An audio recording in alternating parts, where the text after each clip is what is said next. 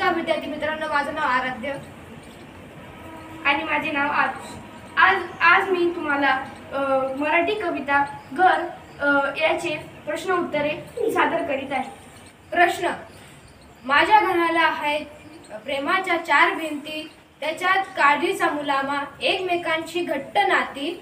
या ओळीतील तुम्हाला समजलेले अर्थ सांगा। उत्तर। या ओळीचा अर्थ प्रेमाच्या आणि एकत्रित घराचं वर्णन केलेलं आहे। केले आहे। त्या प्रेमाच्या चार भिंती आणि एकमेकांची घट्ट नाती। घराच्या चार भिंती म्हणजे प्रेम आणि सुरक्षेचे वातावरण। घरातील माणसांमध्ये घट्ट नाती व एकमेकांना समजून घेऊन जगत आहे। धन्यवाद।